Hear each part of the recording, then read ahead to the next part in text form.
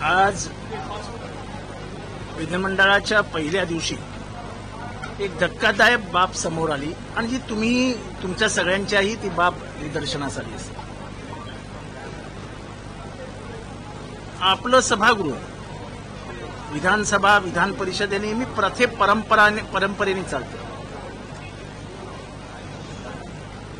जे आतमध्ये आहेत त्यांना माहिती आहे की विधानसभेची जो गालीचा आहे तो लाल असतो, वरचा गालीचा हिरवा असतो.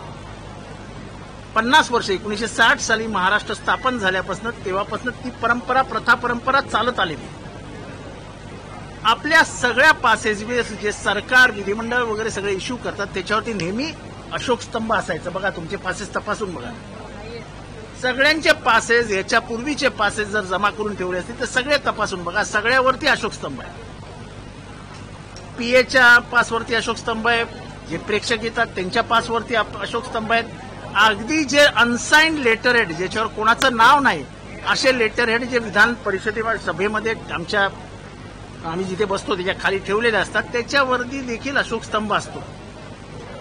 हा अशोक स्तंभच गायब झाला. काही दिवसापूर्वी या सरकारने एक जाहिरात दिली होती, सगळ्या पेपरला फ्रंट पेज मोठी जाहिरात दिली होती. हे बघा, हा आता तुम्ही तुमचे जुने सगळे पासेस तपासून बघा, इथे मध्ये अशोक स्तंभ असायचा. अशोक स्तंभ या राष्ट्राची ओळख आहे, त्याला एक संविधानिक अर्थ आहे, त्याला एक घटनात्मक अर्थ आहे, तो शिक्का आहे तुमच्या अस्तित्वाचा.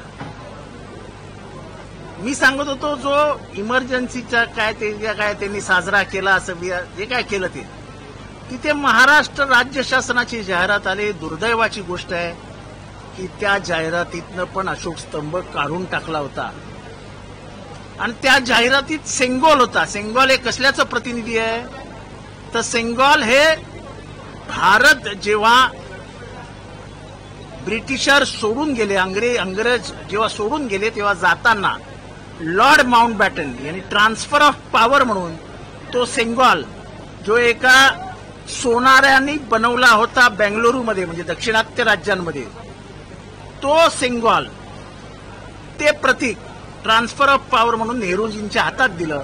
पण नेहरूजींनी ते स्वतःच्या केबिनमध्ये नाही नेलं, त्यांनी केबिनमध्ये अशोक स्तंभच ठेवला.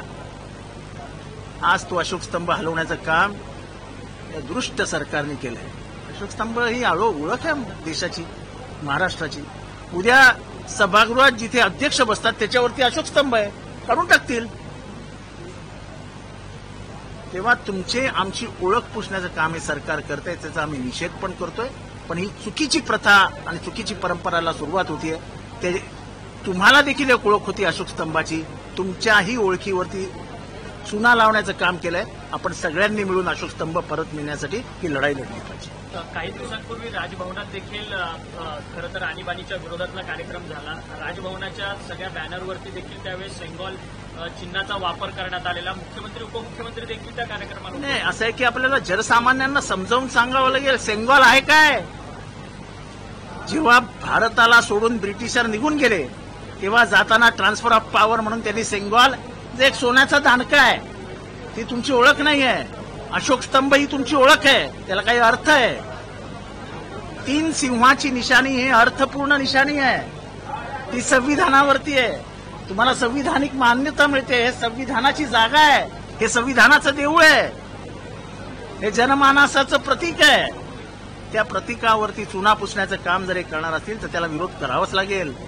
हे हळूहळू तुमच्या सगळ्या ओळखीवरती आक्रमण करतायत आणि हे संविधानावरचंच आक्रमण आहे.